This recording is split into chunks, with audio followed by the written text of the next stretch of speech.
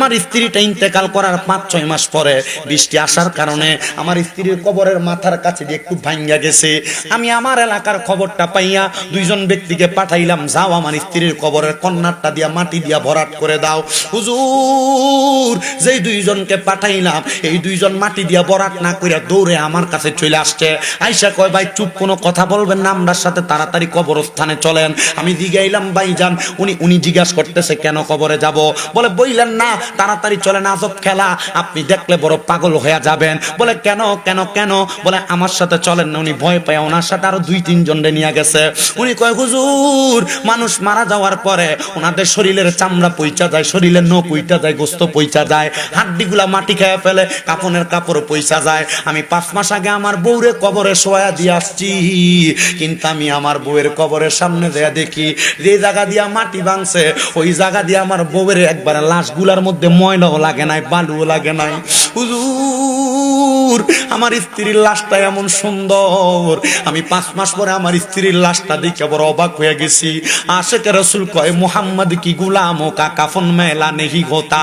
যদি মুহাম্মদ সাল্লাল্লাহু আলাইহি সাল্লামের গোলামি কইরা ওনার পক্ত মতে চইলা সুন্নত দিয়া জীবনটা সাজাইতে পারো, দেখবা তোমার এই গোলামির কারণে কবরে গেলে তোমার লাশের মধ্যে মাটিও তাস করবে না, মাটিও ধরবে না, তোমার লাশটা পচবে না, তোমার লাশটা গলবে না। ও মুসলমান, উনি ডাক দিয়া কই, হুজুর আমার স্ত্রীটারে আমি বাথরুমের কাছে গেলে, আমার স্ত্রীটাকে আমি রান্নাঘরে গেলে, বারান্দায় গেলে মিস করি, কারণ উনি বড় আমলওয়ালা ছিল, বড় নেককার ছিল, বড় আমলওয়ালা ছিল। হুজুর আমার স্ত্রীটার জন্য খাস করে দোয়া করবেন।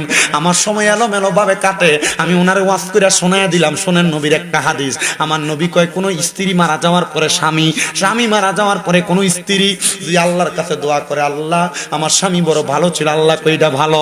যদি স্বামী দোয়া করে আমার স্ত্রী ভালো, আল্লাহ কইটা ভালো। আপনি আপনার স্ত্রীর জন্য খাস করে করে দোয়া করবেন। এ পর্দার অন্তরালের মা, দেখছনি 8 মাস রোজা রাখতো, বছরের ভিতরে দেখছনি 5 ওয়াক্ত নামাজ পড়তো। কেউ যদি দাওয়াত দিত, কারোর দাওয়াতে যাইতো না। কয় হুজুর উনি দাওয়াতে না যাওয়ার কারণ হইল দাওয়াতে গেলে আইসা অনেক নামাজ কাজা হইয়া যাবে, এই জন্য দাওয়াতেও যাইতো না।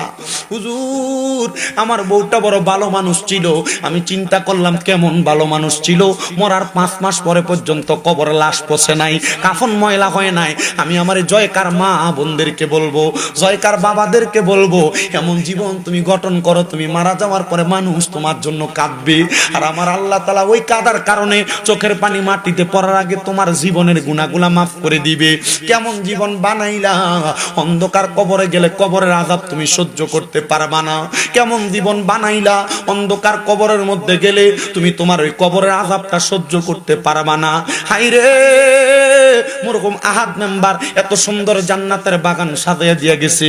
ওনার সন্তান ভাই বাতি যারা মাঝে মাঝে ফোন দিয়ে আমার কাছে গত বছর বলছে, হুজুর দাওয়াত দিছিলাম সত্য কথা, কিন্তু হুজুর আপনারা তো আনতে পারতেছি না, উনি ইন্তেকাল করেছে।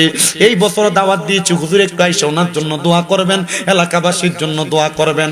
আমি আল্লাহর কাছে দোয়া করি, আপনারা দোয়া করবেন, এই জান্নাতের বাগান, প্রেমের বাগানটার উসিলায় আল্লাহ যেন মরহুম আহাদ মেম্বার সহ এলাকার প্রত্যেক কবরবাসীর কবর জান্নাতের বাগান বানায়া দেয়।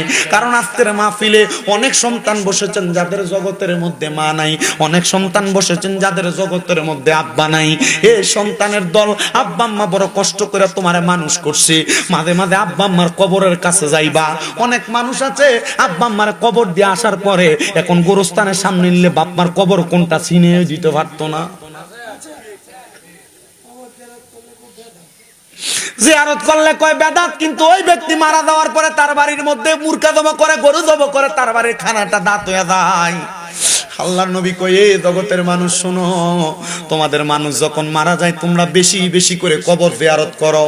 ইয়া রাসূলুল্লাহ কেন? আল্লাহ নবী কয়, কবর জিয়ারত করলে মরণের কথা স্মরণ হয়। নবী কয়, কেউ যদি দৈনিক 20 বার মরার কথা স্মরণ করে, ওই ব্যক্তি যদি ওই দিন মারা যায় তাহলে তার মরণটা শহীদের মরণ হয়ে যায়। এ মুসলমান, নবীদের তিরমিজি শরীফের আরেকটা হাদিস শরীফ পড়লাম, হযরতে জাবির ইবনে সামুরা রাদিয়াল্লাহু তাআলা আনহু হাদিস বর্ণনা করে তিনি বলে, কোন সন্তান যদি জুমার নামাজ আদায় করার পরে শুক্রবারে আম্মা আব্বার কবরের সামনে দাঁড়াইয়া রব্বির হামহুমা কামা রব্বায়ানি সগীরা ওয়াকুর রব্বির হামহুমা কামা রব্বায়ানি সগীরা বইলা কান্দে, তার চোখের পানিটা মাটিতে পড়ার আগে আমার আল্লাহ তাআলা তার মা বাবার জীবনের গুনাহ মাফ করে দেয়। এ সন্তান, তুমি যে তোমার আব্বা আম্মার কবরের সামনে যাও না, তোমার কি মায়া লাগে না? দেখবা তুমি মরল, তোমার ফুতে তোমার কবরের কাছে যাইতো না। যদি তুমি তোমার আব্বা আম্মার কবরের সামনে যাও, যাওয়ার সময় ছোট ছোট বাচ্চাটিরে কবরের সামনে লইয়া যাইবা, এরা দেখা দেখা শিখবো, তাহলে তুমি মারা যাওয়ার পরে এরাও তোমারে নিয়ে দোয়া করবো। আমার মসজিদে যেখানে আমি জুমা পড়ে, এখানের একজন সেক্রেটারি আমানুল্লাহ চৌধুরী, ওনারে মাঝে মাঝেই দেখি উনি ওনার ছেলেরে নিয়ে তার মা বাবার কবর জিয়ারত করে। আমি দিকে এলাম কারণ কি? কয় হুজুর, আমার ফুতের হইলে আমি জিয়ারত করি, আমি মানলে আমার ফুতেও তার ফুতের হইয়া করব।